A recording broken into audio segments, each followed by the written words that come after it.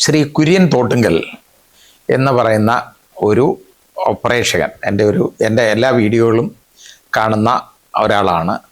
പലപ്പോഴും ആനുകാലിക പ്രസക്തമായ വിഷയങ്ങളോ അല്ലെന്നുണ്ടെങ്കിൽ ഈ സാമൂഹ്യ പ്രസക്തിയുള്ള വിഷയങ്ങളോ ഒക്കെ അയച്ചിട്ട് പലപ്പോഴും അത് ഫോർവേഡ് ചെയ്തിട്ട് ചോദിക്കും, സാർ ഇതിനെക്കുറിച്ചൊരു വീഡിയോ ചെയ്യാമോ എന്ന് ചോദിക്കാറുണ്ട്. അപ്പോൾ അദ്ദേഹം അവസാനമായിട്ടിപ്പോൾ വായിച്ചേക്കുന്ന ഒരു 2 ദിവസം മുമ്പ് എനിക്ക് അയച്ച ഒരു മെസ്സേജാണ് യഥാർത്ഥത്തിൽ ഒരു ക്ലിപ്പോട് കൂടി അയച്ചതാണ്. ഒരു റീൽ അയച്ചു. അതിനെക്കുറിച്ചൊരു വീഡിയോ ചെയ്യാമെന്ന് ചോദിച്ചു. റീല് വേറൊന്നുമല്ല, അതായത്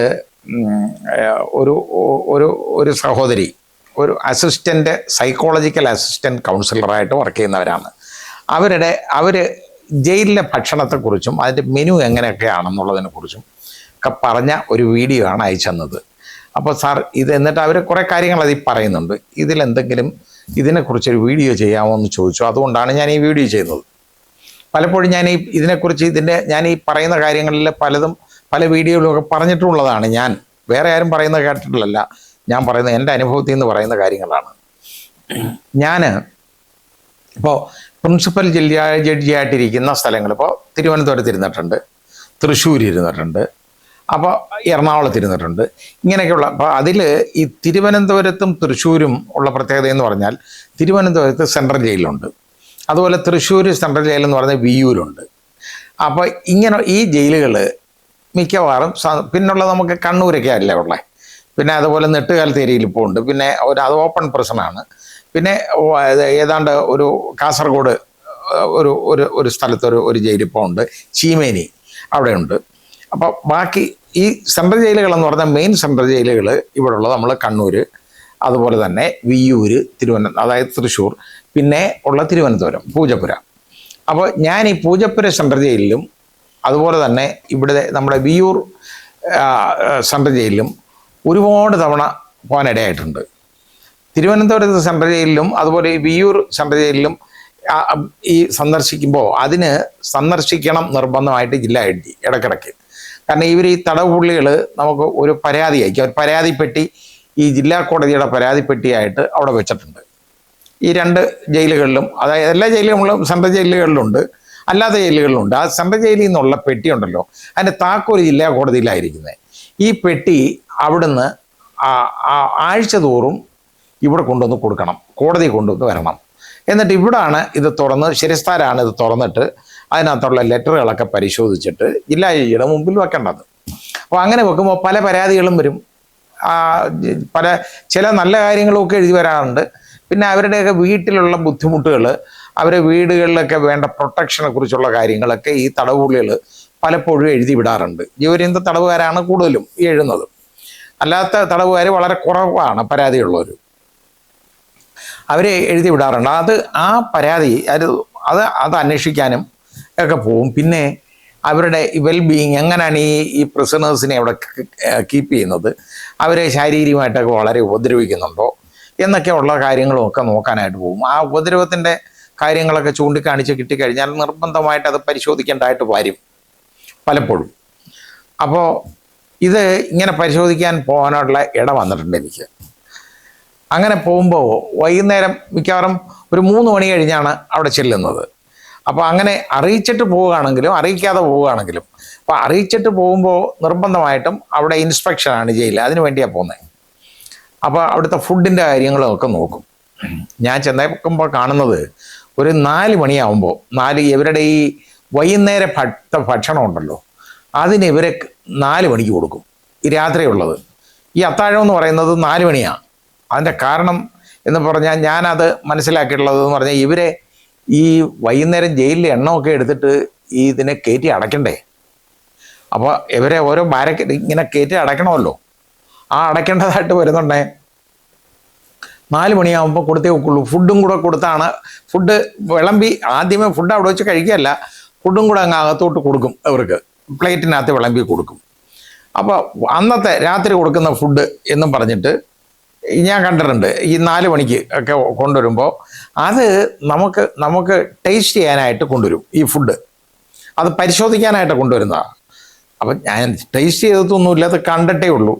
അപ്പോൾ നല്ല ആവി പറക്കുന്ന ചോറുണ്ടല്ലോ, ഒരു പ്ലേറ്റ് നല്ല നിറച്ച് ചോറ്, അതിൻ്റെ നടുക്ക് നല്ല മീൻകറി ഒഴിച്ചേക്കുന്നത് കാണാം.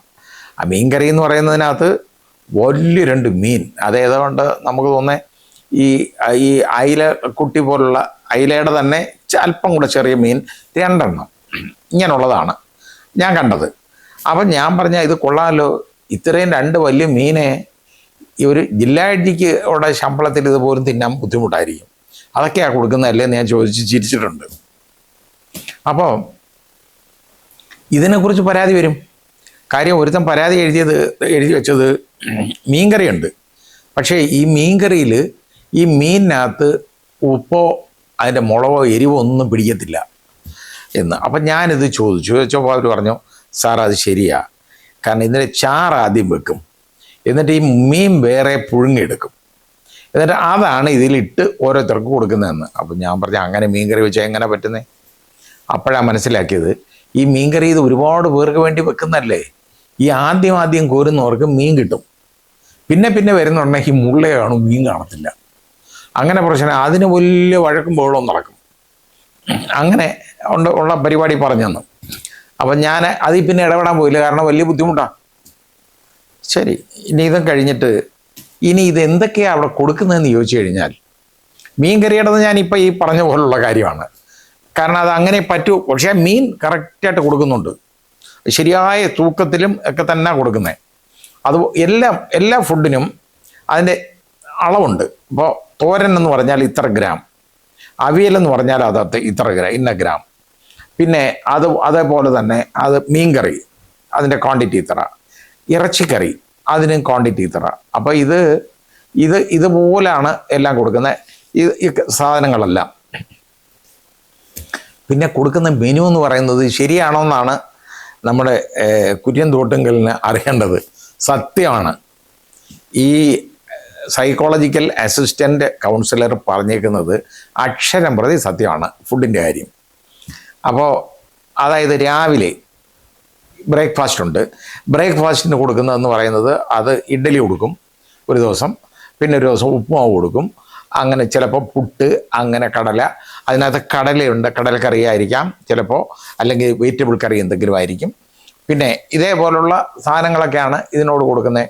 പിന്നെ ഇതുപോലെ തന്നെ ഈ ഇഡ്ഡലിക്ക് ചട്നി, സാമ്പാർ തുടങ്ങിയ സാധനങ്ങളൊക്കെ ആയിരിക്കും. അങ്ങനെയൊക്കെ ഇവർക്ക് ഇതെല്ലാം കൊടുക്കാറുണ്ട്. പിന്നെ ഉച്ചയ്ക്ക് കഴിക്കേണ്ട ഫുഡെന്ന് പറയുന്നത് ചോറാണ് ഉച്ചയ്ക്ക് കൊടുക്കുന്നത്. ആ ചോറിൻ്റെ കൂടെ ഞായറാഴ്ചയൊക്കെ ആണെന്നുണ്ടെങ്കിൽ ഫുള്ള് വെജിറ്റേറിയനാണ് കൊടുക്കുന്നത് ഊണ്. അതിൻ്റെ കൂടെ സാമ്പാറുണ്ട്, തൈര് കൊടുക്കും, പിന്നെ ഇത് തോരൻ, അതുപോലെ തന്നെ അവിയൽ തുടങ്ങിയ സാമഗ്രികളൊക്കെ കൊടുക്കും. അത് വയറാറെ തിന്നാൻ കൊടുക്കും കേട്ടോ, ഇഷ്ടംമാതിരി കൊടുക്കും. കാരണം വെളിയിൽ പോയി വാങ്ങിച്ച് കഴിക്കാം. പിന്നെ അത് ഒരു ദിവസം പിറ്റേ ആണെന്നുണ്ടെങ്കിൽ അടുത്ത ദിവസം ആണെന്നുണ്ടെങ്കിൽ ചോറ്, മീൻകറി, അതിൻ്റെ കൂടെ വല്ല തോരനോ ഇങ്ങനെയൊക്കെയുള്ള സാധനങ്ങളും കാണും.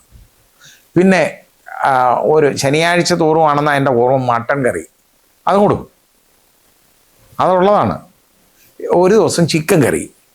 അപ്പോൾ ഇങ്ങനെയുള്ള കാര്യങ്ങളെന്ന് പറഞ്ഞാൽ ഒരു സാധാരണ ഒരു ആവറേജ് ഫാമിലിക്ക് കഴിക്കുന്നതിനേക്കാൾ കുറച്ചുകൂടെ കൂടുതലായിട്ട് ഉള്ള രീതിയിലുള്ള ഫുഡ് അവിടെ ഉണ്ട്. പിന്നെ ഇത് കൂടാതെ ശമ്പളമുണ്ട്. ശമ്പളം എന്ന് പറയുന്നത് പണ്ട് 90 രൂപയുള്ളായിരുന്നു ശമ്പളം. പക്ഷേ നമ്മുടെ ഇടതുപക്ഷ സർക്കാർ ശ്രീ പിണറായി വിജയൻ നോക്കിയപ്പോൾ അദ്ദേഹത്തിൻ്റെ ഒരുപാട് ആൾക്കാർ അവിടെ കിടപ്പുണ്ട്.